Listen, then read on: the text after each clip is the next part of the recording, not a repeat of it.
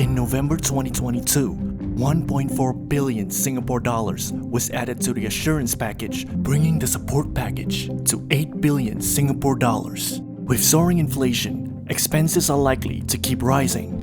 With the assurance package, we had committed that the majority of Singaporean households will not feel the impact of the GST increase for at least 5 years. But what about businesses and SMEs? Have they been overlooked as the world heads into a global economic slowdown? As supply chain disruptions and a tight labor market persist, with the GST hike, what's really at stake for them?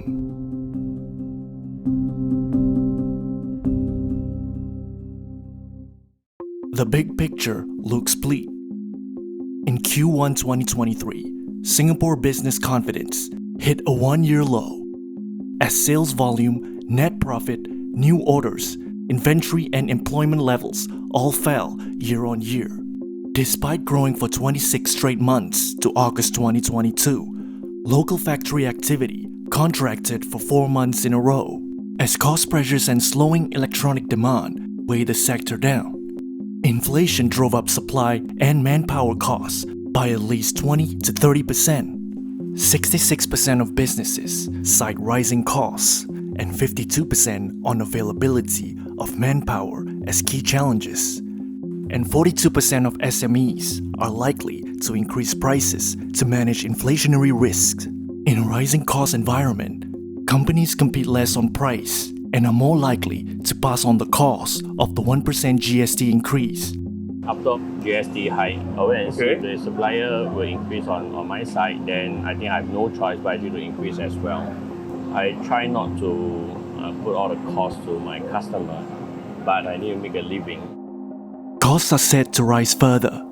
In September, qualifying salaries for employment and SPAs will be bumped up, adversely affecting sectors that rely heavily on foreign manpower such as retail, F&B, and construction. To reduce operating costs, these firms might cut down on foreign hires, reducing their competitiveness and limiting expansion plans.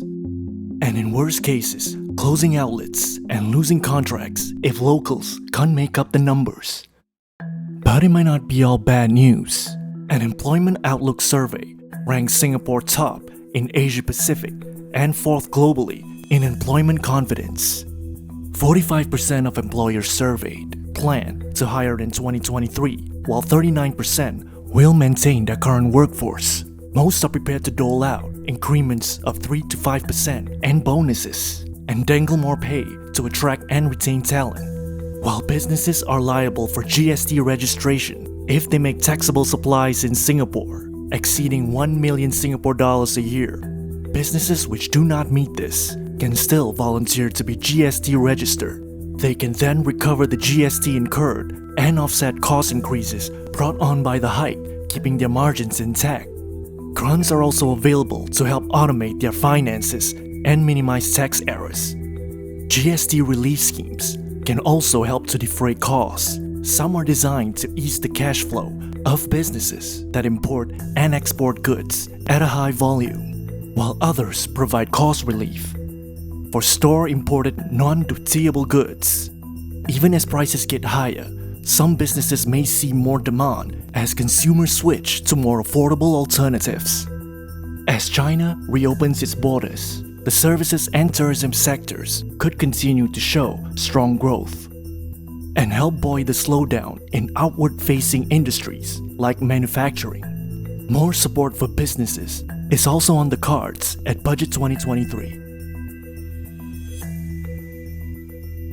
EY's own budget wishlist also focuses strongly on business growth, proposing tax benefits and more subsidies to encourage more upskilling and training. As businesses and SMEs continue to grapple with rising costs against a looming global recession and uncertain macroeconomic outlook.